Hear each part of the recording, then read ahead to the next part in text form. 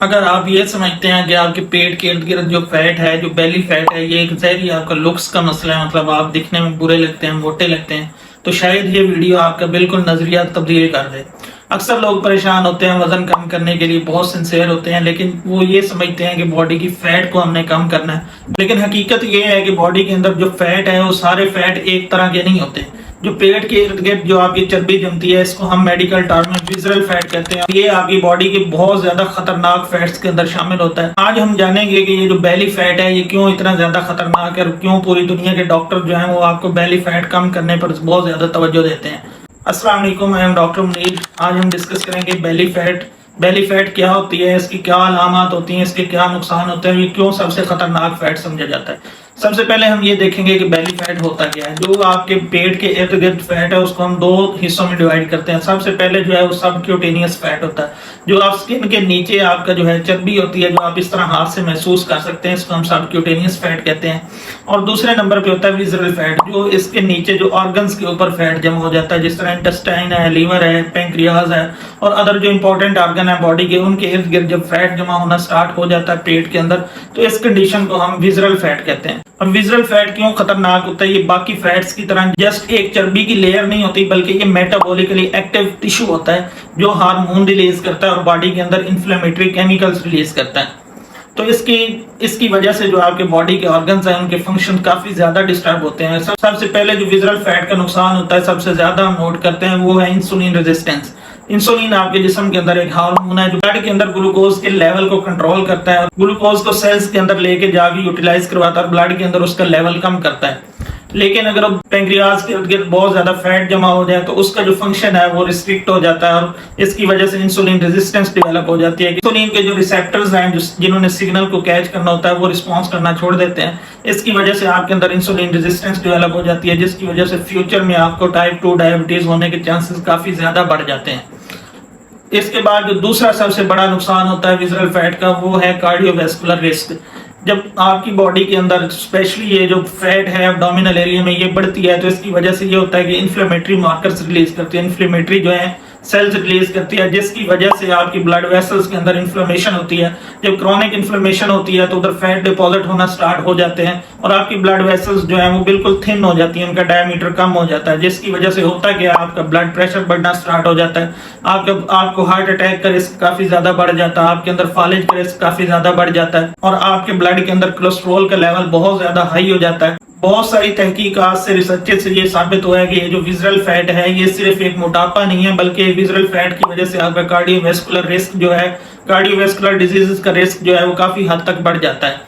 Next जो visceral fat की वजह से आपको नुकसान हो सकता है वो है फैटी लीवर। जब पेट के इर्द गिर्द फैट जमा होना स्टार्ट होती है ऑर्गन्स के इर्द गिर्द, तो वो लीवर के इर्द गिर्द भी जाके जमा फैट होना स्टार्ट हो जाती है और इस कंडीशन को हम फैटी लीवर कहते हैं। ऐसा ऐसा जो है शुरू में तो इसके कोई सिम्टम्स नहीं होते, ऐसा ऐसा ये लीवर के फंक्शन को भी इंटरफेयर करती है और अगर इसको ना ट्रीट किया जाए, बहुत लंबे अरसे तक आपकी विसरल फैट जमा होती रहे तो ये लीवर को डैमेज करना भी स्टार्ट कर देती है। और चौथा सबसे बड़ा जो रिस्क है वो है मेटाबॉलिक सिंड्रोम। मेटाबॉलिक सिंड्रोम में हमने क्या देखना, अगर चार चीजें जिसमें high blood pressure, high cholesterol level, high glucose sugar level in your blood and excessive belly fat, अगर ये चार चीजें आपके अंदर कॉमन है, आपके अंदर पाई जाती हैं, तो बहुत ज्यादा चांसेस हैं आपको टाइप 2 डायबिटीज होने के और हार्ट डिजीजेज होने के, जिसमें हार्ट अटैक, स्ट्रोक, ये चीजें आपके अंदर बहुत ज्यादा कॉमन है। इस कंडीशन का मेटाबॉलिक सिंड्रोम कहते हैं। मतलब ये चार अगर फैक्टर आपके अंदर पाए जाते हैं तो आप हाई रिस्क पे हैं टाइप 2 डायबिटीज के और हार्ट डिजीजेस के। अब एक और दिलचस्प बात ये है कि ये जरूरी नहीं कि हर मोटा शख्स जो है वो ज्यादा खतरे में है और जो पतला शख्स है, जो थिन है, बिल्कुल स्लिम स्मार्ट है, वो कम रिस्क पे है। अगर एक बंदा बिल्कुल स्लिम एंड स्मार्ट है लेकिन उसकी विसरल फैट, बेली फैट बहुत ज्यादा, उसका पेट थोड़ा सा बाहर निकला हुआ है, तो और जो एक मोटा बंदा है उसकी बेली फैट कम है, तो जो आप स्लिम स्मार्ट बंदा है वो ज्यादा डेंजर में है हार्ट डिजीजेस के लिए और ये जो कार्डियोवैस्कुलर डिजीजेस हैं और जो है टाइप 2 डायबिटीज के लिए वो ज्यादा खतरे में है। इसलिए जो जदीद मेडिकल रिसर्च है इसमें हम सिर्फ जिस्म का वजन नहीं देखते, बल्कि जो वेस्ट सर्कमफेरेंस है, जो आपकी वेस्ट है, उसको भी खासी तवज्जो दी जाती है। अब आपको कैसे पता चलेगा कि आपकी जो विसरल फैट है, ये जो बेली फैट है, ये खतरनाक हद तक बढ़ चुकी है? इसके लिए कुछ क्राइटेरियाज हैं जो हम डिस्कस कर लेते हैं। अगर आपका वेस्ट सर्कमफेरेंस जो है वो, अगर आप मर्द हैं, मेल हैं, तो वेस्ट सर्कमफेरेंस जो है वो 40 इंचेस से ज्यादा है, 40 इंचेस से ज्यादा है, तो आप کے اندر بیلی فیٹ جمع ہونا سٹارٹ ہو چکی ہے اور ویزرل فیٹ کا شکار ہو سکتے ہیں آپ. اور اسی طرح فیمیل کے اندر 35 انچ سے زیادہ اگر ویسٹ سرکمفیرنس ہے ان کے اندر بھی ویزرل فیٹ ایکومولیشن کے چانسز کافی زیادہ بڑھ جاتے ہیں.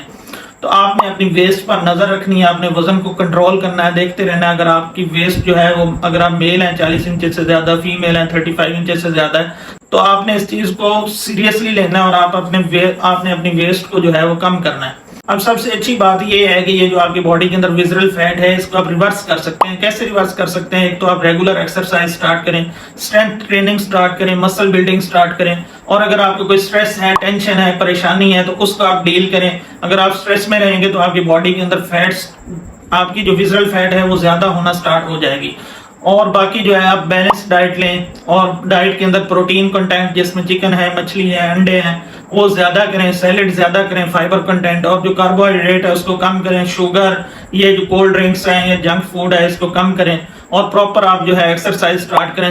7 سے 8 گھنٹے کی پراپر آپ نیند لینا سٹارٹ کریں, تو اس سے کافی زیادہ چانسز ہیں کہ آپ اپنی بیلی فیٹ کو ریورس کر سکتے ہیں.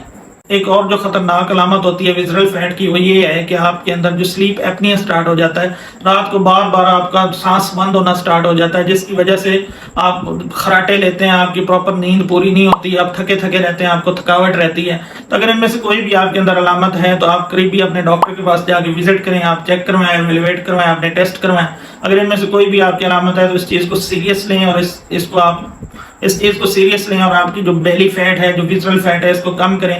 یہ ایک خاموش بیماری ہے, خاموش مسئلہ ہے, اس کے کوئی ایکٹیو سمٹمز نہیں ہوتے کہ آپ فوراً جو ہے اس کو کوئی آپ کو پین ہونا سٹارٹ ہو جائے گی یا اس طرح کا کوئی ایشو ہوگا.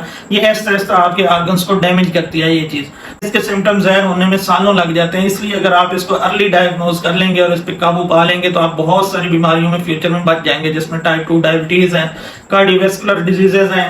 امید کرتا ہوں کہ آپ کو یہ ویڈیو انفارمیٹیو لگی ہوگی. اگر آپ کو اس ویڈیو سے کچھ سیکھنے کو ملا ہے تو اس ویڈیو کو لائک کر لیں, ہمارے چینل کو سبسکرائب کر لیں اور بیل کے آئیکن کو پریس کر لیں تاکہ آپ کو اس طرح کی انفارمیٹیو ویڈیوز ملتی رہیں. Doctor Munir signing off. اللہ حافظ.